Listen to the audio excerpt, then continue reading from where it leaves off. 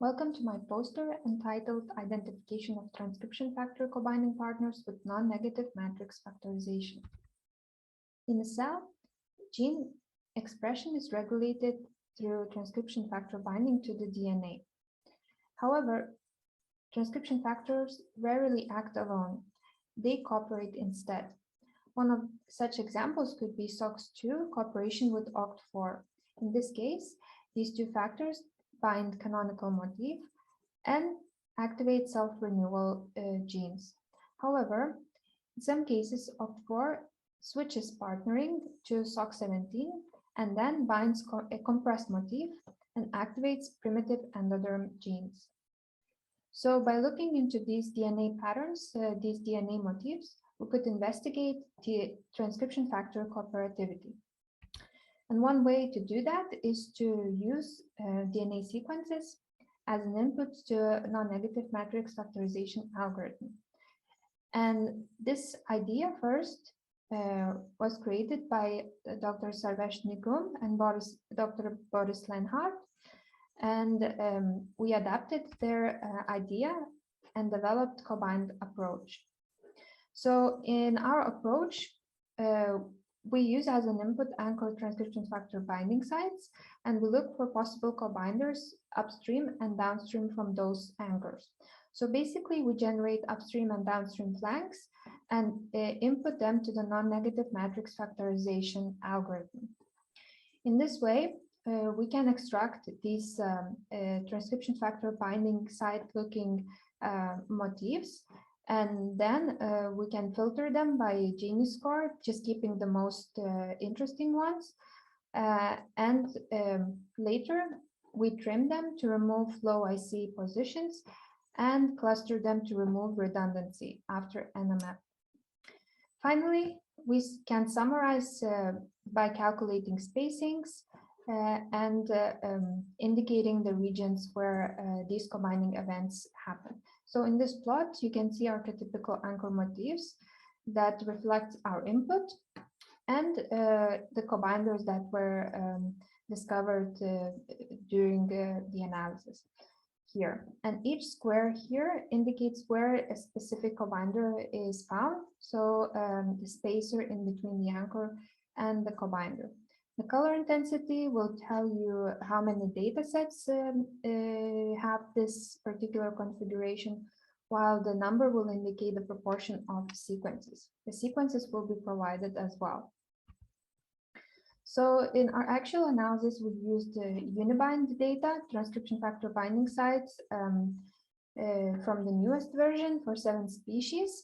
And for inferring what transcription factors could be binding those discovered cobinder motifs.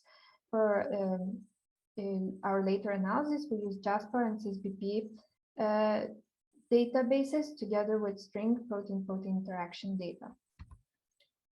So as an example, I would like you to show SOX2 here, for which we find one cobinder motif here in different species. And if we look into individual species, we see that the same cobinder is found in mouse and human genomes. So by using PPI data and known motif databases, we can infer what kind of transcription factor could be binding this discovered motif. So here, we're quite confident by the high combined PPI score and very significant motif similarity score that this cobinder is OCT4, otherwise also known as proof 5F1. So the pipeline is able to summarize the data for individual data sets and also over the groups of data sets. So here, we summarize the results, the discovered combiners over SOX-related factors. So this discovered combiner that is actually the same as I showed you before, actually was found not only for SOX2, but also for SOX-17 in mouse data sets. So if we look at this a bit more closely, you can see that these two different spacings actually reflect the different anchor motif that was used as input. And if you remember in the beginning, that these two combinations of SOX2 and OCT4 and then SOX17 and OCT4 were actually reported to bind the different motifs. So we have SOX2 as partner for the consensus motif, canonical motif, while SOX17 together with OCT4 binds a compressed motif, which we see in our results as well. Overall, we analyze many data sets for many different transcription factors.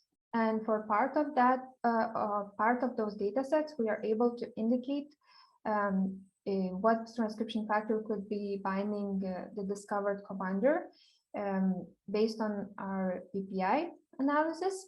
So these are bright pink, while some of these events cannot be validated through PPI.